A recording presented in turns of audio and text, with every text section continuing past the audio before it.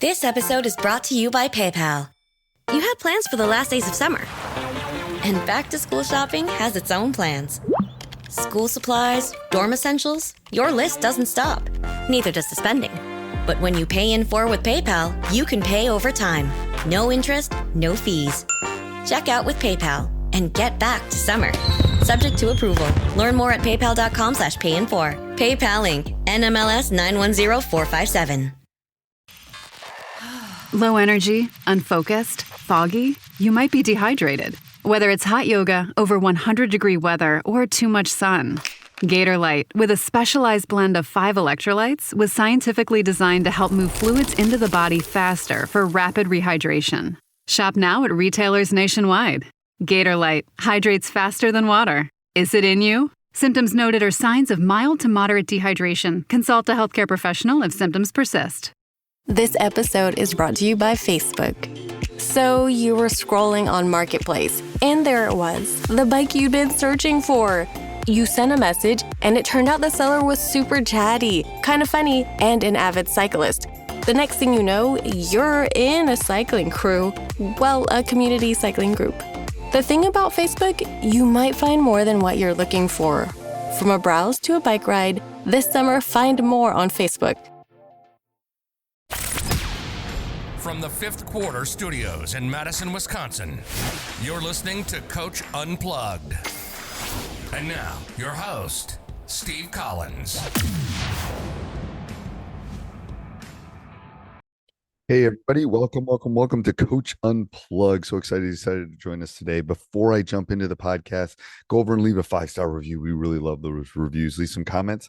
I read all of them and we would really appreciate that. But before we get started, I definitely want to give a big shout out to our 2 sponsors. First of all, Dr. Dish, the #1 shooting machine on the market, bar none. Mention Coach Unplugged, you get $450 off and you'll get the best customer service you'll ever expect. Just mention Coach Collins and they'll take really good care of you. Also, go over and check out teachhoops.com for coaches who want to get better. It is the one-stop shop for basketball coaches. It's something, you know, when I started teachhoops.com, it was what I would have wanted as a young coach before, you know, all the state championships and all the nationally ranked teams that I've coached. And not to brag, just to kind of tell kind of my journey, I would have killed for this stuff because it would have made my life so much easier. A little bit of everything that you need to become a better basketball coach. And we are the only people out there that offer 14-day free trial because we believe in it so much. Follow the roadmap, work on your craft, and you get me one-on-one mentoring. So I can't imagine anything better than that.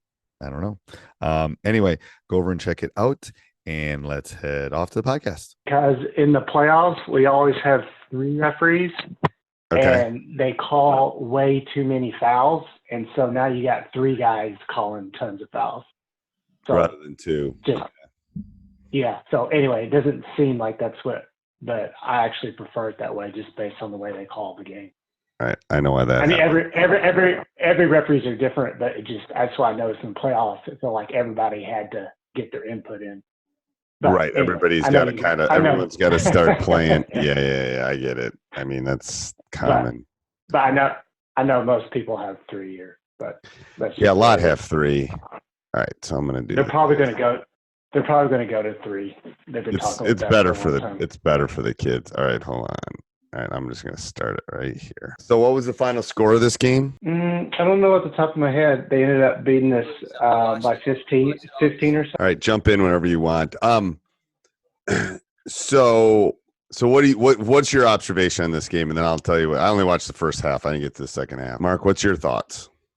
And I have some defensive thoughts for sure. Yeah, I have a page of notes too, man. So whenever. I'd rather just hear you guys' thoughts because I've already got my thoughts. Okay, so your zone is good, but you don't. I would work on matching up, in the sense that like that last possession that we just had, you know, the ball was on the right side, and it's like this guy over here, the bottom left guy, he's not guarding anybody.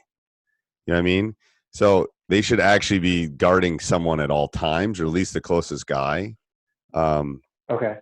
So like there's 2 guys in the ball. If you want to trap, that's fine.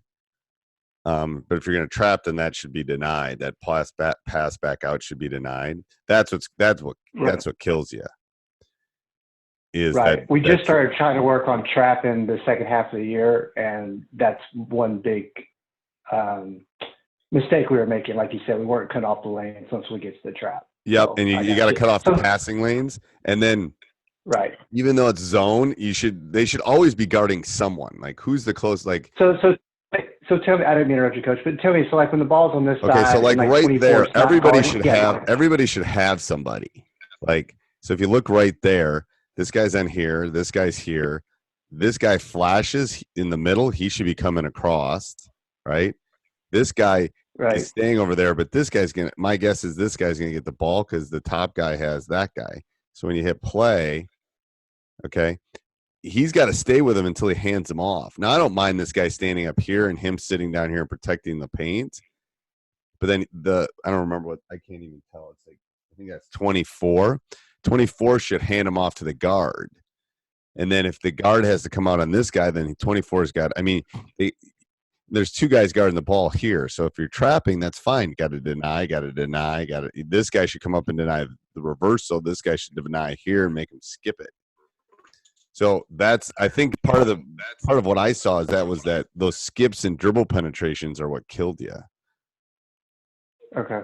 You know what I'm saying? So stop. So like right there, if you gap that, gap that, and then your high post guys were always having their back turned, and so they were never flat, so you never had the middle clogged up enough. So like if they're not going to guard anybody, at least they can do is guard up space and keep the lane from. I felt that if they're not going to guard anybody, the least they can do is pack it in. But there are too many times. Look at the 13 here. He should be way more down in the high post because that guy's doing nothing out there. Right. And then no, which guy are you talking about? Which guy are you talking about, Jake? Number 13 in the high, like opposite of the 2-3. Okay. Like why is he guarding that? NBA guys don't shoot from that gray line. So unless you're trapping, he should be back in the semicircle. Correct. Because he can help with this other guy flashing up, and then you're at least clogging up the middle.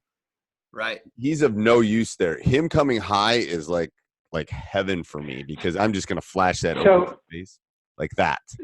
So, Coach, what do you tell the kids? Because I've been saying this for years. I tell them every time for the game, hey, guys, people always put shooters on the wings. Don't even worry about the guy at the top of the key, blah, blah, blah, blah, blah. Because that's what everybody always does. Don't worry about the guy at the top. I would say you should never have a foot outside the three-point line. Like, you shouldn't be outside. Go ahead and shoot those, guy. We'll win if you shoot those. Like, you can have your foot on the three-point line, but it shouldn't be outside the three-point line.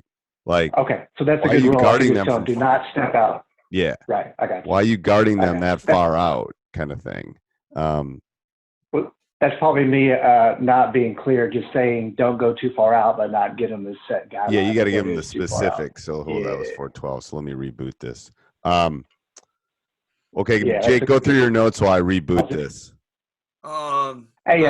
Hey, Jake, before you jump on that, just real quick, just to clarify, when you talk about handing people off, is it a matter of actually just the guys talking and just saying, you've got 22 and just talking the whole time, or is there any other? Yeah, so like here's a prime example of me pausing it right here.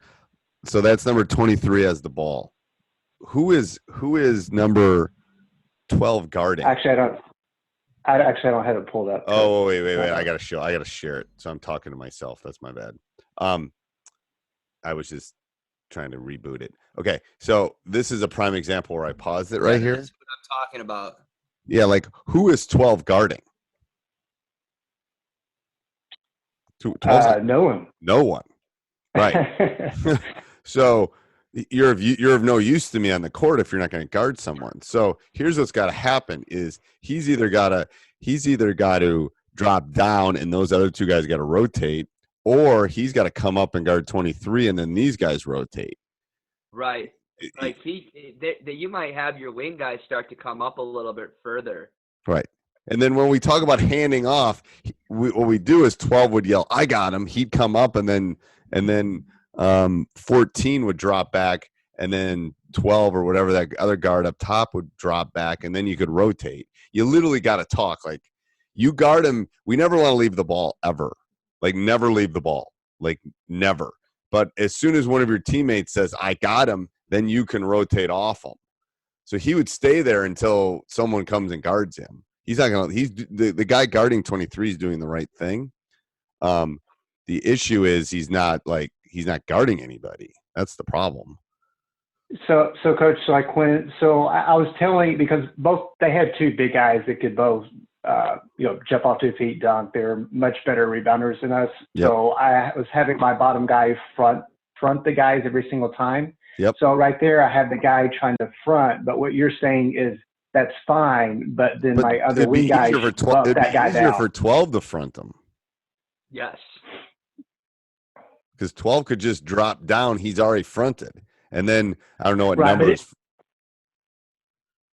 Right, but it's okay for him to be there for a second till the 12 I don't remember what out. happens here. Yeah, I don't. So he's still fronting, and 12's not guarding anybody. Right, and you're at a disadvantage right now. You literally have 3 of your guys on one guy, 2 guys, I guess. Yeah. So they have an advantage. A good team would skip this. This guy's wide open over here. Right. So I like this. Attacking the rim. But yes, you literally got to yell, like, I've got him, you've got him. Like, everyone right now should be guarding someone. It's a zone, but you're guarding someone. Guarding. Yep. And So I got him. Back. So right there in that corner, 2 people were guarding. Go ahead. What'd you say, Mike? No, so if you're on the back side and there's no one back there, though, you would still find the closest. You should find the closest guy. Could you rewind, Coach? Could you rewind that just real quick so you could explain that again? So, yeah, like right here, okay. I think. It was actually a little bit before that. Before that, what is that? 356. I gotta go back right here. Okay, so. When it goes to the left side. Stop. Okay, so stop. Oops. So stop. So, like, who is everyone guarding? This guy's guarding the bottom guy. The middle guy's guarding him. He should be guarding him. He should be on him, and he should be on 15. So we're good right there. Right there you are. Okay. So right here, the guy, again, your guy isn't guarding anybody. This guy is not guarding anybody. So he should sink it, get as low as the lowest guy is what I always say on a zone. Because he's going to guard ball. 14 is going to come up here and guard 11. I could see 12 guarding 15, or at least getting in the paint knowing he has them. But this guy's not guarding anybody. Okay. If I'm 24, the team, the guy in the white here, I would have stopped at short corner and looked for a pass because this guy's not. And then watch what happens when I hit play. Okay, he's still not guarding anybody. Like, you're guarding space. You don't want to guard space in a zone. You want to guard a person. Right. And so when that guy, because they were just running a guy from but eventually I think at least he ended up stopping. He ended up not going all the way to the corner. I would have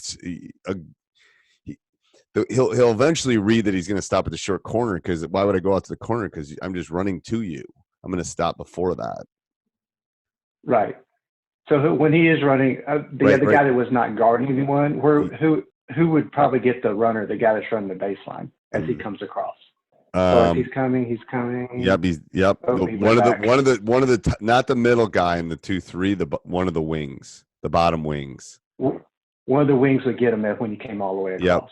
Yep. And then if you watch here, we'll go back to this. Go back to this stretch here, because you notice that you'll have 2 guys on the ball. So again, it's about handoffs. So when the ball goes there. 14's too high. Right. Yep. Look at these 2 guys are guarding the ball. This guy's wide open. Like, if he moved 2 feet, and what number is that? 15. If 15 flashed to the elbow, he'd get a wide open shot and a one-on-one attack to the rim. He's standing out there for a 3 at this point, but. So no one's guarding the guy in the corner, which is, if you're going to trap, then this bottom guy's got to go out and this guy's got to front and make him skip it.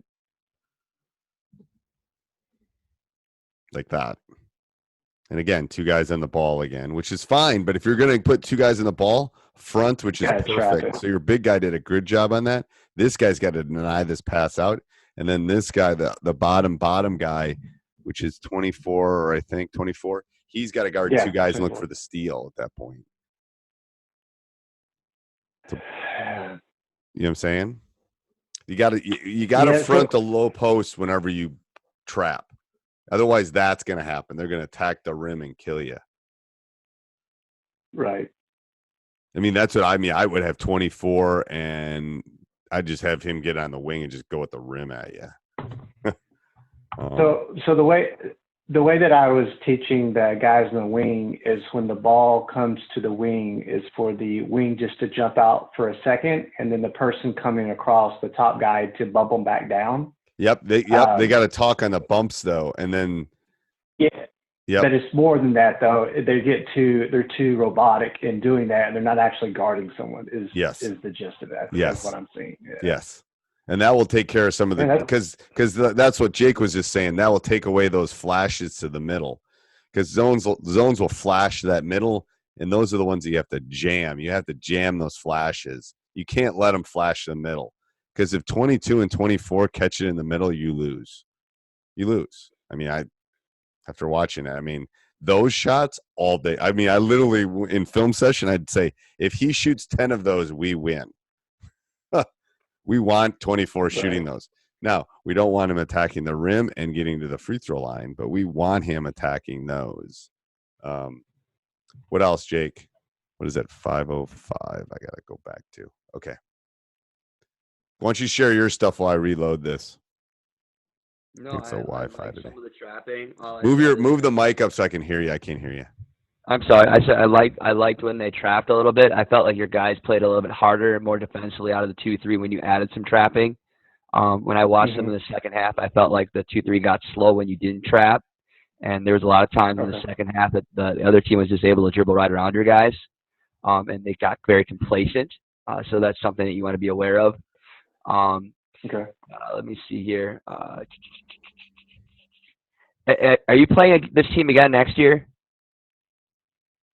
Yeah, we'll be in their. We're going to move up a division most likely, so they'll be in our division. Yeah, they are. To me, they were a team that was ready for the 2-3 zone. Just in retrospect of watching them, just for you to know, because I felt like they ran 4 or 5 different things against your 2-3. They ran that backside lob. They ran like a really good X action. So they were prepared for the 2-3. So that's why you have to have something else in your arsenal. That's what I'm trying to get at, is that you're going to have something else, because they were totally prepared. They overload the zone multiple times to the corner. Yep. They ran a 2-1-2 set. They ran an X set. They ran a bunch of stuff that I would have ran against the 2-3, because the high post was so easily to expose. They're going to be, obviously, they seem pretty well coached. They probably see a lot of 2-3 throughout the year, just because of the mismatches that other teams have against them, because they do have some size. Those 2 big kids probably give other teams problems as well. So that was one thing I thought about, is like, what can you do to add into your arsenal for next year? Because I don't think you're going to be able to beat them with the 2-3 zone the entire game, that's for sure. Thinking about maybe if you want to add some wrinkles in your 2-3, like the trapping that you did, you may want to look at opportunities to double the post, because I like that idea too. That was on my notes. It's like sometimes I think you just got to come at them, because it's got to be in spurts. You can't trap you this did team in the first couple minutes, and then you did early in the third quarter, and you had some success, and then it kind of went away. Right. When you're saying double, I was just going to say, Jake. So when you say double the post, then just the middle guy just doubles and then try to cut off the lanes and get a steal. What I would say is that, and then if you're not gonna front, then you play directly behind, and then that wing guy comes at doubles, or you have the doubler actually come from the opposite wing, and and you double the post. So which guy from the opposite wing? So if it's doubled on, like forcing them to skip the ball. So like you're the opposite side of the 2-3, like really pinch it in and look to double, like the backside guy. He's gonna sink. I've never tried that. Do you know what I'm saying, Steve, or no? I think I do. I was gonna try to diagram it here. So let me. Yeah, I've never thought of that. Let me move this. I got to get my stuff ready for next week too to diagram things better because I have my. Okay, so. So what? This episode is brought to you by PayPal. You had plans for the last days of summer. And back to school shopping has its own plans. School supplies, dorm essentials, your list doesn't stop. Neither does the spending. But when you pay in full with PayPal, you can pay over time. No interest, no fees. Check out with PayPal and get back to summer. Subject to approval. Learn more at paypal.com/payinfor. PayPal Inc. NMLS 910457. Low energy, unfocused, foggy? You might be dehydrated. Gatorade Zero powders have been scientifically designed to help improve hydration balance in the body. With a clinically proven electrolyte blend and no artificial colors or flavors. Great tasting hydration no matter where you're going. Shop now online or at retailers nationwide. Gatorade hydrates better than water. Is it in you? Symptoms noted are signs of mild to moderate dehydration. Consult a healthcare professional if symptoms persist. Kind of offense. How are you going to set up the X's, Jake? Where do you want me to put them? Let's have one guy at the post. One guy here, high post? Low post. Say the ball's coming low post. Right here? Other way, other side. Over here? Yep. Okay. Ball at the wing. Ball up here? Yep. Have a guy on top. Up here or over here? Either way. Okay, so we'll put X1. The guy at the here. wing. Okay. And then they're probably going to, in this circumstance, they're probably going to overload. And so probably a guy in the corner. Right. Say ball side corner? Yeah. Okay. And then a guy over here. Yep. Okay. And so the key, the idea is you got to figure out where your best situation is for them to double. So this guy would play, the middle guy's going to play tight against him back to back. Okay. So X2 is going to come up. No, you're going to have the middle guy play tight directly behind him. Behind X5? Yep. Okay. Yep. And then what I'm thinking the trap comes from is from the number one guy over here. So where's the ball gonna? So you're saying trap here at X2? No, I'm saying trap. The ball gets inside to the post, right? Oh, in here. Yep. Right. Yep. Okay. 2 picks up the guy over here where he just entered the ball. 4 picks up the guy over here, and the backside guy, which is number 1 over here, sets he the doubles. trap. Yep. And then he sinks. He's got to be higher, and he's covering 2, but that means that guy's got to directly go over top. But the problem is that you're pretty short. Yeah. But what Jake's saying is that's a hard pass for X5 to make it to X4. Exactly. The steal more likely it's always going to go skip out to X1. And then you can deny the pass for those other 2 guys and the ball goes inside.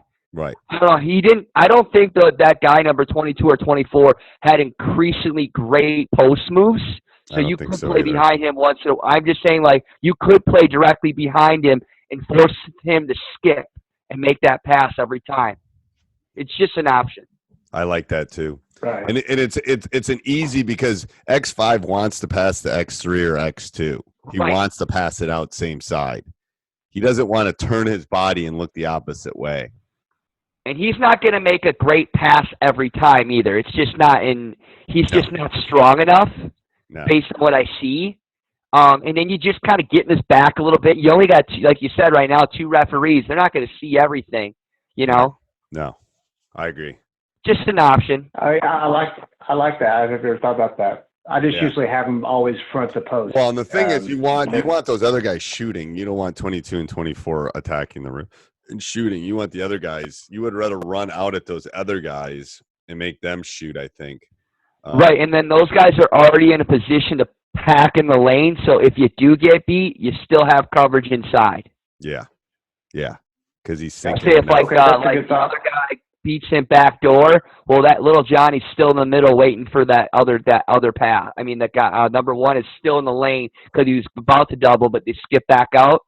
At least he's in protection of the lane. Gotcha. Okay, that's a good thought. That makes sense. I like that. And I normally, in most games, I switch up, and we usually do 2-2-1 press, and we run a 1-3-1. I was just too apprehensive with their big guys of running the 1-3-1, but Right. And you did a good job attacking. What else do you have on your list? I'll look at my list here. Hold on. That's basically for defense. Finding a different way to play defensively, I think is going to be huge because they'll be prepared for the 2-3. I thought the other team did a pretty good job.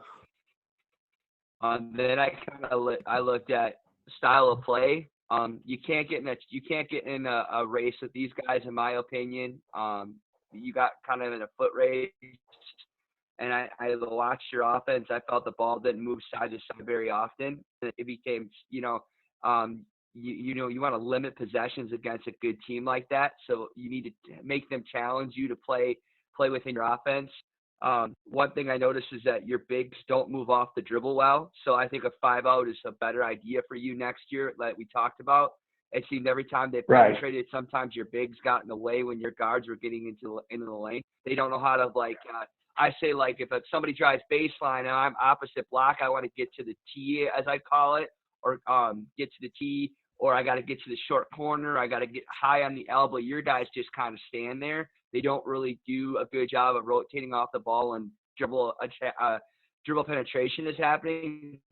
If you go to a 5-out, I think you're going to have better opportunities for better attacking as well. So because we talked about there just times where I felt that, more ball movement, player movement, spacing, at times players are making direct cuts to the ball. You're running a ball screen offense. A lot of times you only got one screen out of it. That kills you right there too. Yeah. You can get open threes against these guys. They're not that good defensively. That's the point I'm trying to make with limiting possessions. I think one thing that they did a better job than you did is they had better opportunities of scoring. Like, they had better looks. You didn't have as good as looks as they did. And I think you could make it difficult by running some more efficient offensive half court if you need to.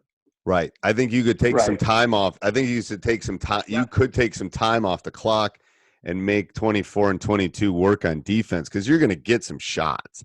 It's not like they're taking away your 3-point shots. Right.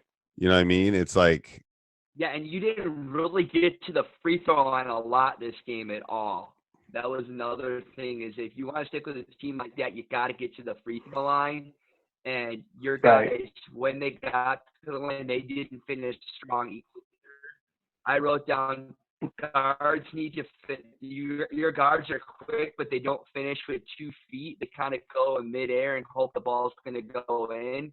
I don't know if that makes any sense when I say that. Yeah, it's what do you mean not finished? Any jump stop? When you're under control and you're attacking the rim, you're going to get the call more. When you're out of control, yeah. Oh wait, I'm sorry. Go ahead, Jake. I'm sorry. Sorry. Yes. Go ahead, Jake. What we're saying is we got a guy. His name is Forrest Larson. It's a guy that I would suggest looking up or getting into for your guards. I think it'd be beneficial. It's all about 2 feet finishing and jump stopping around the rim. I mean, your guards aren't super, super skinny. If number 12 is built like a brick shit house, so is 14.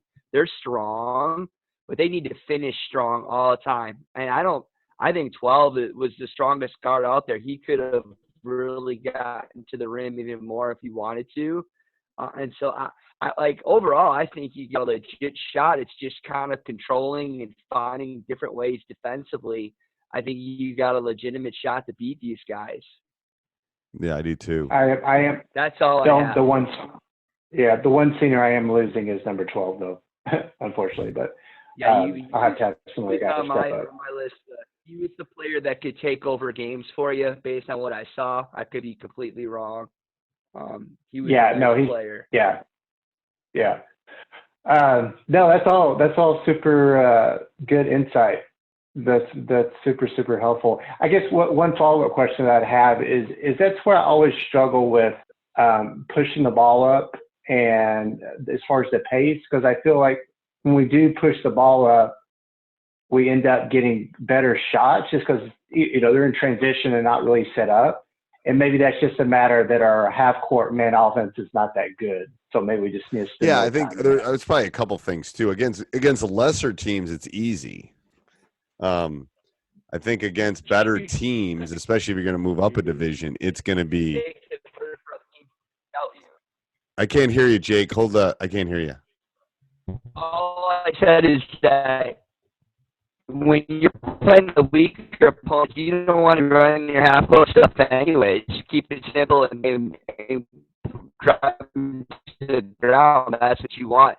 But you're gonna have to beat the good teams. We talk about this all the time on our podcast. To beat the good teams, and if you're not as good as they are, you're gonna have to learn how to beat and grind with them in the half court. Yeah, you're just gonna have to work on it. I mean, and I think as the you start 5-0 would playing be better, the fast shoot for you guys. Yeah, as Jake's breaking up here a little bit. I got it. Basically, what he's saying is, sorry, it's okay to beat the better teams. You're going to have to grind with them at some point. And I think, you watch them, they're taking some time to find the shot that they want. Sometimes I think you guys settle a little bit for the shots. And they're decent shots, but I think you can even get a better shot. And he, that's a 4-footer. You're taking, a 22-footer, which isn't bad. But that's kind of the difference. And again, okay, right. Either pass that back out or shoot it, So, there was one pass and it was a shot. It was fine, and you got the rebound. But I think you can get that. I think you can get that shot you just took right there anytime you want. Like, I'm not that impressed with their defense. I think it's okay, but it's not like you can't score. Right. So maybe you have to have an offensive call of like, okay, I think you were up 7-0. 10-0. You're up 10-0. Now it's 12-10. So obviously they're on a run. Yeah. You went on a run, and they're on a run. So when a team's on a run, that's not a good shot. That's a good shot when you're on a run. That's a good shot. Right. So the what happened here is you got off to a good start. He took a timeout. He settled his guys, and then So that's what they have to – that's where film breakdown is really important, is like, okay, this shot is really good for you 80% of the time, but they just went on a 7-0 run. This isn't a good shot for you right now. A good shot for you is attacking the rim, getting to the free throw line, us passing the ball 4 or 5 times, and then getting an open shot. So that's a little bit of how they made this run is yeah. Right. So if I wasn't going to, it was towards the end of the quarter, so I didn't blow a timeout. But I don't know if I would have blown it maybe a little bit earlier, but that's not even the issue. The issue is those timeouts are too valuable. That's where, at least in my film sessions, I would have taken this first quarter and said, okay, let's look at this. What did we do well? What did we not do well? And they know that they went on a run. It's not like you have to point out they went on a run, but you want to point to them how you can change that so they don't go on a run next time. Like what I convince my leaders is you have to stop the run rather than me sometimes. Sometimes I can take a timeout and stop the run, but sometimes you have to stop the run. And when they're on a run, you can feel it. So those quick threes or one pass and a shot while they're coming down and making 7 passes and getting a layup or going to the free throw line, that's the difference in the game. So you have to be able to stop those shifts. So when they got on a run, because I'm the same way, I like to save all my timeouts to the end of the game if possible. But I do have a play where it's basically that they only do paint shots until I call it off. So it's like for a minute or just run the offense, only layups. And you can do that until I call it off. I would have changed my defenses. Yep. I would have substituted. I mean, there's ways you can do it without taking a timeout. But yes, a call like that, like we have calls like that too, where one's red and one's black. Red is if you shoot, you might as well walk home. And black is it better be a layup. So red is stop shooting because we're up 6 a minute and a half, and then black is we'll take a layup kind of thing. So you can, those are easy calls, and we practice it. We practice running red for a minute and a half in practice. You just run the offense, run it. not that you would do that in the first quarter on a run, but you might run a black call where we're only going to shoot a layup or you attacking the rim at that point. So it just, what it does too is even if you don't score, it takes a little bit of air out of their balloon. Right. You know, that's the thing. It or breaks the momentum. It does. It changes the momentum. All you're trying to do is change momentum. It's one of the reasons I gave up volleyball, because there's no way for me to change momentum in volleyball. I couldn't do it. Like it snowballed. I could sub and I only had 2 times. So I wasn't able to do it. So I would do that. And then I would also do changing up on the defensive end. I think both of those are really good. Right. No, that's great. And I think one of the challenges that I have, which I'll try to fix next year, is I was running a simple ball screen offense.